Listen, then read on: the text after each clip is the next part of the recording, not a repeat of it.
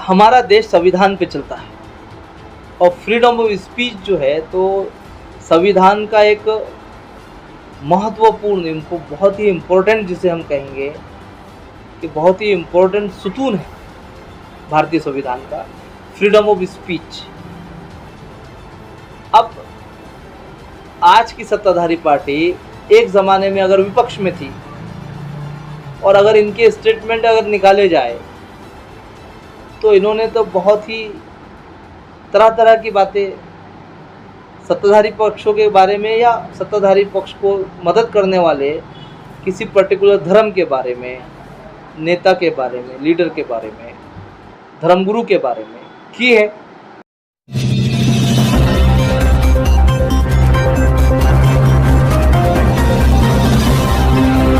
तो सर, एक legal awareness की खातिर हम एक क्वेश्चन आपसे पूछना चाहेंगे, ये यूएपीए क्या होता है, एनएसए क्या होता है और कब इसे लगाया जाता है? एनएसए देखिए साहब, एनएसए का लॉन्ग फॉर्म है नेशनल सिक्योरिटी एक्ट, यानी राष्ट्र की जो सुरक्षा है, राष्ट्रीय सुरक्षा अधिनियम जिसे हम कहते हैं। दूसरा UAPA act, unlawful activity prevention act. कोई ऑर्गेनाइजेशन, कोई तंजीम या कोई तंजीम का आदमी, फर्द किसी ऐसी एक्टिविटी में इन्वॉल्व मिलता है कि जो देश के खिलाफ हो, जो देश विरोधी गतिविधि हो, तो उसको जो है तो यूएपीए एक्ट के तहत प्रोसिक्यूट करके अरेस्ट किया जाता है। और ये प्रक्रिया तो सीआरपीसी के तहत चलती है, लेकिन उसका ज़मानत का मामला, रिमांड का मामला और जो ट्रायल चलता है, वो ट्रायल जो है वो यूएपीए एक्ट की कुछ धाराओं के तहत चलता है, जो सीआरपीसी से थोड़ा डिफरेंट है। एक आम अपराध होने दीजिए, उसकी एफआईआर और उसके ट्रायल में फ़र्क है, और यूएपीए एक्ट के ट्रायल में फ़र्क है, अलग अलग मामला थे। एनएसए यूएपीए एक्ट के साथ लगता है, नेशनल सिक्योरिटी एक्ट जो है तो, और उसके तहत जो है तो इन्वेस्टिगेशन चलती है एनएसए के तहत। तो ये दो ऐसे हथियार है सरकारों के और एजेंसियों के पास, जिसका मिसयूज़ ख़ास तौर पे मुसलमानों के ख़िलाफ़ हो रहा है और उन तबकात के ख़िलाफ़ हो रहा है कि जिनका कोई रहनुमा या जो कायद नहीं, जो रहनुमाई से महरूम है, वंचित है, ऐसे तबकात के ख़िलाफ़ आए दिन एजेंसियाँ जो है तो इसका इस्तेमाल कर रही है। और मुझे नहीं लगता भारत में कोई ऐसी सरकार बनेगी जो ये देखे कि रेशो ऑफ कन्विक्शन कितना और रेशो ऑफ एक्यूटल कितना। एक पर्टिकुलर सेक्शन होता है, एक्ट होता है, कायदा होता है, एक समय तक वो चलता है, लेकिन मालूम ये पड़ता है कि मेजॉरिटी ऑफ जो ऑफेंसेस है, जो मेजॉरिटी ऑफ जो ट्रायल्स है, वो झूठे आरोपों की बुनियाद पे बनाए गए, झूठी एफआईआर थी, फेक इन्वेस्टिगेशन थी, फेक एफआईआर थी, और मेजॉरिटी ऑफ केसेस बरी हो गए। तो समय के साथ उन कानूनों में रद्दोबदल किया गया, जैसे कि पारिवारिक मामलात होते हैं तो आईपीसी की धारा 498A जो है तो वो लगती है। अब वो जब एफआईआर होने के बाद जब वो ट्रायल चलता है तो 99% केसेस उसमें एक्यूटल हो गए। 1% कहीं तो भी रेशो है जो कन्विक्शन की तरफ जाता है, 1%। सुप्रीम कोर्ट ने कायदा बनाया, लॉ बनाया,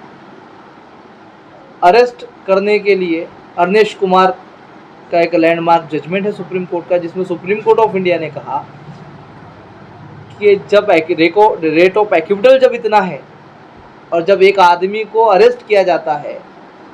उसके पूरे परिवार के साथ उसको पुलिस जीप में बैठा के ले जाया जाता है, पूरे मोहल्ले में मैसेज जाता है कि भाई फलां ने जुल्म किया था, उनको पकड़ लिया गया, और जब उनका ट्रायल चलता है, जब उन पे केस चलती है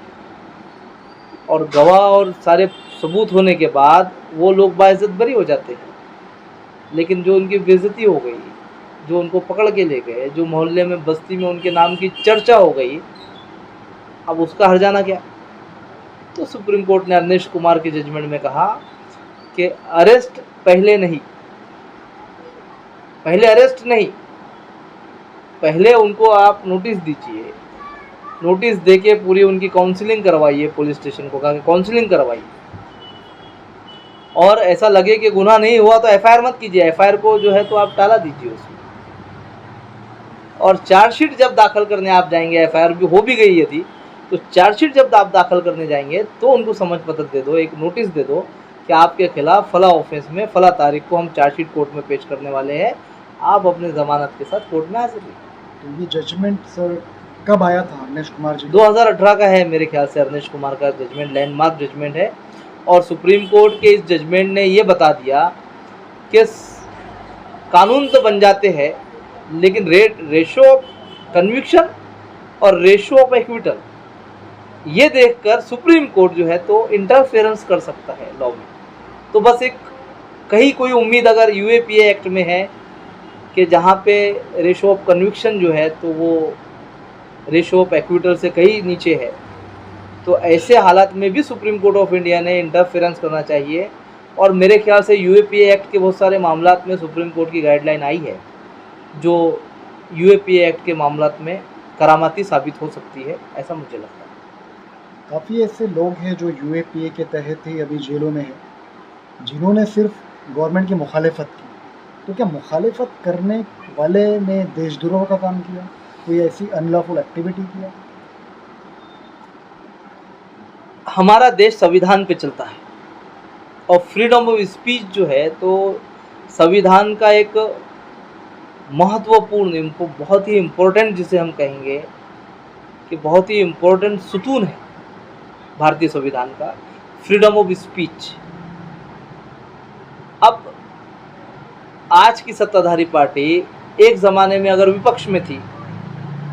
और अगर इनके स्टेटमेंट अगर निकाले जाए तो इन्होंने तो बहुत ही तरह तरह की बातें सत्ताधारी पक्षों के बारे में या सत्ताधारी पक्ष को मदद करने वाले किसी पर्टिकुलर धर्म के बारे में, नेता के बारे में, लीडर के बारे में, धर्मगुरु के बारे में की है।